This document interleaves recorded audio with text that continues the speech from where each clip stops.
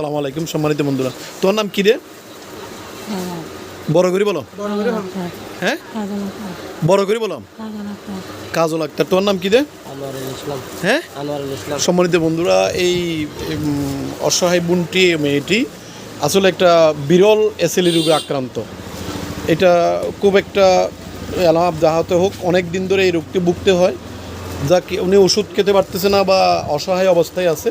তো আমরা মা বাবা ফাউন্ডেশন, এই যে আমি আর আমাদের মহাসচিব মহোদয় যা পারি মোটামুটি আমরা কিছু ওষুধ আর এই যে এই 25 কেজিওয়ালা একটা ভালো মানের চাউল মোটামুটি আমরা যতটুকু পারি, আজকে অনেক কিছু দেওয়ার কথা ছিল। এই যে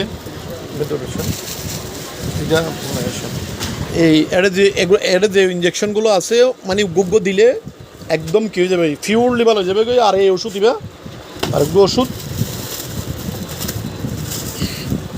এই যে ওষুধটা কন্টিনিউ জীবন হলে একদিন হলে বেদনা দিবে। আরে মানে আছে এই জন্য সমস্যা নেই, যেন চলে এই চলা তাইলে একদম ভালো থাকিবা, মোটা একদম ভালো থাকিব। গ্যাপ দিন নে পারিব, মানে টোটালি গ্যাপ দেওয়া যাবে না, ঠিক আছে? তো যাক, আর তুলি দিয়ে শরীর নিয়ে যাবো। তো সম্মানিত বন্ধুরা, এই যে আমরা মোটামুটি মাস 2-1 মেডিসিন, আর এই যে তারা, তোমাদের কোনো সন্তান আছে? ছেলে সন্তান, মেয়ে সন্তান? হ্যাঁ, দুইটা আছে না? বড় না ছোটো? একটা বড় একটা ছোটোটা কতটুকু? ছোটটা 12 বছর। আর নাই? আচ্ছা, ঠিক আছে, মোটামুটি 1 মাসের মতো কানা চলে যাবে।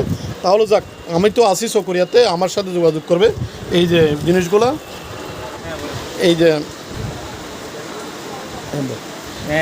আপনাদেরকে মা বাবা ফাউন্ডেশনে আপনাদেরকে অসংখ্য অসংখ্য ধন্যবাদ জানাচ্ছি আমি। অনেক ধন্যবাদ। তো সম্মানিত বন্ধুরা, আমরা যারা এখানে যদি মা বাবা ফাউন্ডেশনের উপরে থাকতে চান, স্ক্রিনে দেওয়া নম্বরে যোগাযোগ রাখবেন। আর এই মাটির জন্য, এই বোনটির জন্য সবাই একটু আকাল দিলে দোয়া করবেন যেন মহান আল্লাহ ওনাকে সুস্থ করে দেন।